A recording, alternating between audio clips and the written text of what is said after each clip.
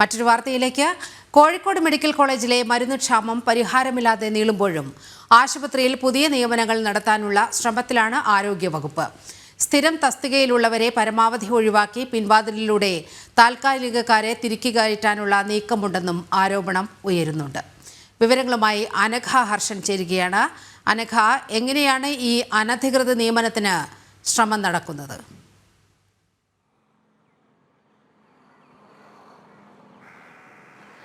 നീലിമ, ആശുപത്രിയിൽ ഈ Kozhikode medical college ആശുപത്രിയിലെ മരുന്ന് ക്ഷാമം ഇപ്പോഴും പൂർണ്ണമായി പരിഹരിക്കാൻ ആശുപത്രി അധികൃതർക്ക് കഴിഞ്ഞില്ല. വലിയ രീതിയിലുള്ള പ്രതിഷേധങ്ങൾ ഉയർന്ന സാഹചര്യത്തിൽ ഇന്നലെ മാത്രമാണ് ആശുപത്രിയിൽ 100 ഇനം മരുന്നുകൾ എത്തിച്ചത്.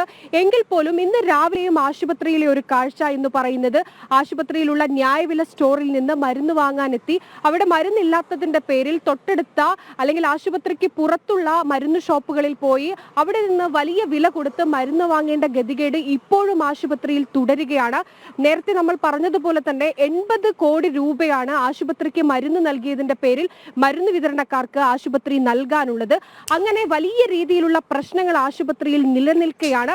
ആ പ്രശ്നങ്ങളൊന്നും പൂർണ്ണമായി പരിഹരിക്കാതെ പുതിയ നിയമനങ്ങൾ നടത്താനുള്ള ഒരു നീക്കമാണ് ആശുപത്രി വികസന സമിതിയുടെ ഭാഗത്ത് നിന്ന് ഇപ്പോൾ ഉണ്ടാകുന്നത്.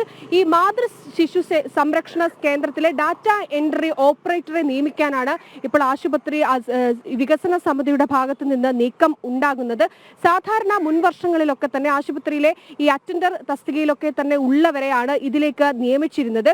എന്നാൽ ഇത്തവണ അതൊക്കെ തന്നെ മാറ്റി ഈ തസ്തികയിലേക്ക് താൽക്കാലിക അടിസ്ഥാനത്തിൽ നിന്ന് പുറത്തുനിന്ന് ആളുകളെ എടുക്കാനുള്ളൊരു നീക്കമാണ് ഉണ്ടാകുന്നത്. ഇങ്ങനെ എടുക്കുന്നത് കൊണ്ട് പ്രത്യക്ഷത്തിൽ പ്രശ്നമില്ലെങ്കിൽ പോലും ഇത്തരത്തിൽ ആശുപത്രിയിലേക്ക് എടുക്കുന്നവരെ ഈ ആശുപത്രി വികസന സമിതിയുമായി അല്ലെങ്കിൽ സർക്കാരുമായി ഏതെങ്കിലും രീതിയിൽ യോജിച്ച് നിൽക്കുന്നവരെയാണ് ഈ താൽക്കാലിക അടിസ്ഥാനത്തിലേക്ക് ആശുപത്രിയിൽ നിയമിക്കുന്നത് എന്നാണ് ഇപ്പോൾ ഉയരുന്ന പ്രധാന ആക്ഷേപം. അത്തരത്തിൽ ഈ സ്വന്തക്കാരെയും മറ്റുമൊക്കെ തന്നെ തിരികെ കയറ്റാനുള്ളൊരു നീക്കത്തിന്റെ ഭാഗമായാണ് ആശുപത്രിയിൽ പുതിയ നിയമനങ്ങൾ നടത്താൻ ആശുപത്രി വികസന സമിതിയുടെ ഭാഗത്ത് നിന്ന് നീക്കം ഉണ്ടാകുന്നത് എന്നൊരു ആരോപണം കൂടി ഉയരുന്നുണ്ട്. മാത്രമല്ല, നിലവിൽ ആശുപത്രിയുടെ ഒരു സ്ഥിതി വെച്ച് ഇത്തരത്തിൽ ഗുരുതരമായ മരുന്ന് ക്ഷാമം അടക്കമുള്ള ഗുരുതര പ്രശ്നങ്ങൾ, ശസ്ത്രക്രിയാ ഉപകരണങ്ങൾ ഇല്ലാത്തൊരവസ്ഥ, അങ്ങനെ വലിയ രീതിയിലുള്ള പ്രശ്നങ്ങൾ ആശുപത്രിയിലുണ്ട്.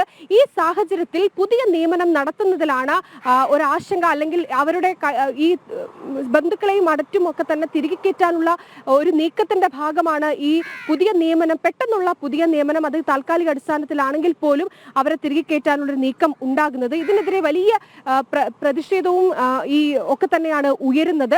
മാത്രമല്ല, ഈ ആശുപത്രിയിലെ ഈ മരുന്ന് ക്ഷാമം അടക്കമുള്ള കാര്യങ്ങൾ കൃത്യമായി പരിഹരിക്കാതെ ആശുപത്രി വികസന സമിതിയുടെ ലക്ഷ്യം ഇത്തരത്തിലുള്ള നിയമനങ്ങൾ നടത്താനാണ് എന്നൊരു ആരോപണം കൂടി ഉയരുന്നുണ്ട്. ഇപ്പോഴും നേരത്തെയും നമ്മൾ സംസാരിച്ച സമയത്ത് പോലും ഈ 80 കോടി കുടിശ്ശിക കൊടുക്കാനുള്ള മരുന്ന് വിതരണക്കാർ പറയുന്നത് തങ്ങൾ അർഹതപ്പെട്ട തങ്ങൾ മരുന്ന് നൽകിയതിന്റെ പേരിൽ തങ്ങൾക്ക് കിട്ടാനുള്ള തുകയാണ്. ആ തുക പോലും ആശുപത്രി തരുന്നില്ല. ഈ ആശുപത്രി വികസന സമിതിയുമായൊക്കെ തന്നെ ഇക്കാര്യം നിരന്തരം ഇവർ സംസാരിച്ചതാണ്.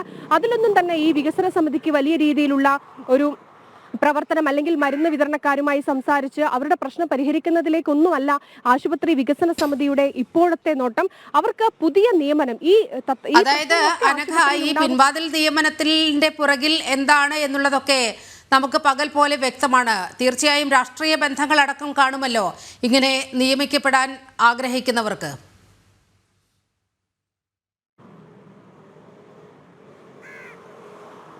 തീർച്ചയായും, അതായത് ഈ സംസ്ഥാന സർക്കാരുമായി അല്ലെങ്കിൽ CPI-യുമായി ഏതെങ്കിലും തരത്തിൽ ബന്ധമുള്ള, അവരുമായി അത്രമേൽ ചേർന്ന് നിൽക്കുന്നവരെയാണ് നിലവിൽ ആശുപത്രി വികസന സമിതി ഇത്തരത്തിലുള്ള ആശുപത്രിയിലെ ഈ ഡാറ്റ എൻട്രി ഓപ്പറേറ്റർ തസ്തികയിലേക്കൊക്കെ തന്നെ നിയമിക്കുന്നത് എന്നാണ് ഉയരുന്ന പ്രധാന ആരോപണം. അത് ആരോപണം മാത്രമല്ല, അത്രമേൽ ശരിയായിരിക്കുന്ന ഒരു കാര്യം കൂടിയാണ്. അതുകൊണ്ടാണ് ഈ പ്രശ്നങ്ങളൊക്കെ നിലനിൽക്കുന്ന സമയത്ത് പോലും ഇത്തരത്തിൽ നിയമനങ്ങൾ നടത്താൻ ആശുപത്രി വികസന സമിതി മുൻകൈ എടുക്കുന്നത്.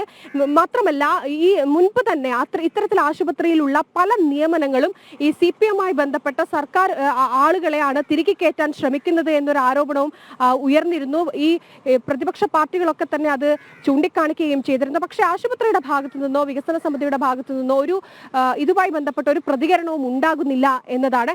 എന്നാലും ഈ വിഷയം വലിയ രീതിയിൽ ആയുധമാക്കാൻ തന്നെയാണ്, അല്ലെങ്കിൽ അത് ചൂണ്ടിക്കാണിക്കാൻ തന്നെയാണ് BJP അടക്കമുള്ള രാഷ്ട്രീയ പാർട്ടികൾ നിൽക്കുന്നത്. വരും ദിവസങ്ങളിൽ ഇതുമായി ബന്ധപ്പെട്ടുകൂടി പ്രത്യക്ഷ സമരത്തിലേക്കൊക്കെ കടക്കാൻ BJP അടക്കം നീങ്ങുന്നുണ്ട്. എന്തായാലും ആശുപത്രി ഇത്തരത്തിൽ വലിയ രീതിയിലുള്ള പ്രശ്നങ്ങൾക്ക് നടുവിൽ നിൽക്കുമ്പോഴാണ് ആശുപത്രിയിൽ പിൻവാതിലിലൂടെ ഇത്തരത്തിൽ നിയമനങ്ങൾ നടത്താനുള്ള ഒരു നീക്കം ആശുപത്രി വികസന സമിതിയുടെ ഭാഗത്ത് നിന്ന് ഉണ്ടാകുന്നത്. ശരി.